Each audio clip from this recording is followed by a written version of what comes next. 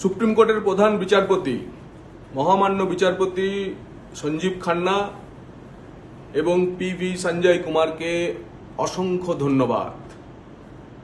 23 লক্ষ পরীক্ষার্থীর ভাগ্য নিয়ে ছিনিমিনি খেলা মমতা বন্দ্যোপাধ্যায়ের প্রশাসনকে উপযুক্ত জবাব আজকে মহামান্য সুপ্রিম কোর্ট দিয়েছে।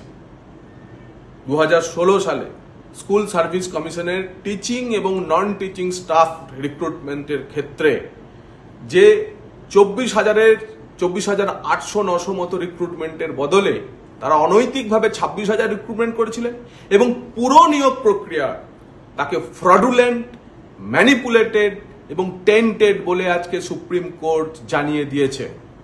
ফলে বাতিল হয়েছে 26,000-এর চাকরি। এবং আমাদের স্পষ্ট বক্তব্য যে এই 26,000 চাকরি বাতিলের পুরো দায় মমতা বন্দ্যোপাধ্যায়ের মতো দুর্নীতিগ্রস্ত একজন প্রশাসকের, বিশেষ করে যোগ্যদের।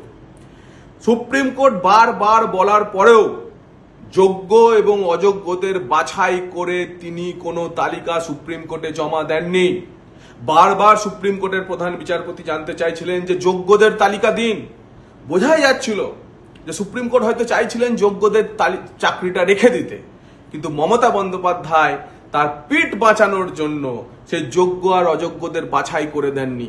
তার ফল আজকে ভুগতে হচ্ছে পশ্চিমবঙ্গের সেই যোগ্য প্রার্থীদের, সেই শিক্ষিত বেকার যুবক যুবতীদের যারা বহু কষ্ট করে, বিশেষ করে মধ্যবিত্ত, নিম্ন মধ্যবিত্ত গ্রাম, জেলা, শহর থেকে উঠে আসা ছেলেগুলিকে, সেই ছেলে মেয়েগুলিকে যারা অনেক কষ্ট করে পড়াশোনা করে এসএসসিটা দিয়েছিলেন, চাকরিটা পেয়েছিলেন, 16 সাল থেকে চাকরি করছেন, আজ তাদেরও চাকরি চলে গেল।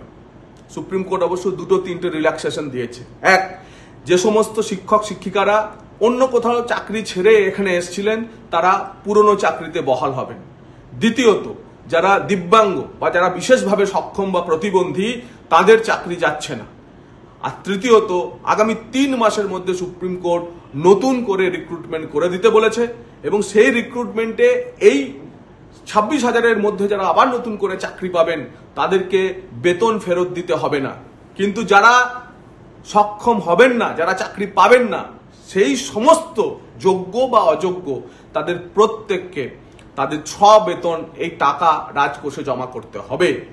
এতদিনে প্রকৃত বিচার হলো এবং এর পুরো দায় মমতা বন্দ্যোপাধ্যায়। মমতা বন্দ্যোপাধ্যায় বারবার শুধু চিৎকার করতে থাকেন তিনি নাকি চাকরি দিচ্ছেন, চাকরি দিচ্ছেন, চাকরি দিচ্ছেন। আপনি আজ 26,000-এর বেকারের চাকরি খেলেন এবং 23 লক্ষ পরীক্ষার্থী যারা এই এসএসসির মাধ্যমে স্কুল টিচিং এবং নন টিচিং এর পরীক্ষা দিয়েছিলেন তাদের প্রত্যেকের ভাগ্য নিয়ে আপনি ছিনিমিনি খেললেন। এর জন্য বাংলার শিক্ষিত বেকার যুব সমাজ আপনাকে কোনোদিন ক্ষমা করবে না, কোনোদিন ক্ষমা করবে না। কোটি কোটি টাকা লুট করেছেন দালালেরা, 77-78 কোটি টাকা গিয়ে শিক্ষামন্ত্রীকে জমা দিয়েছে। আপনার শিক্ষামন্ত্রী জেলে আছেন, আপনার স্কুল বোর্ড সেই সময়কার বাকি যারা স্কুল কর্তারা তারা জেলে আছেন। এবং আপনি নিশ্চিত থাকুন, যদিও সুপ্রিম কোর্ট বলেছে সুপ্রিম কোর্টের এই রায় তদন্তের উপর কোনো প্রভাব যাতে না পড়ে, কিন্তু এই সুপ্রিম কোর্টের রায় বলে দিয়েছে যে বিচারপতি জাস্টিস গাঙ্গুলি থেকে শুরু করে হাইকোর্টের ডিভিশন বেঞ্চ যা যা বলেছিল, যা যা ফাইন্ডিংস ছিল তা সত্যি অক্ষরে অক্ষরে তা পালন করা উচিত কেন্দ্রীয় তদন্তকারী সংস্থার। এবং বিচারপতি গাঙ্গুলি বারবার যা বলতেন যে মাথাটাকে ধরা উচিত, মাথাটাকে ধরা উচিত, সুপ্রিম কোর্টের রায়ের পর প্রমাণ হলো মাথা ধরতে আর বেশি সময় লাগবে না। হরিয়ানাতে এইভাবেই শিক্ষক নিয়োগ দুর্নীতি মামলায় ওম প্রকাশ চৌতালা জেলে ছিলেন, জেলে আছেন।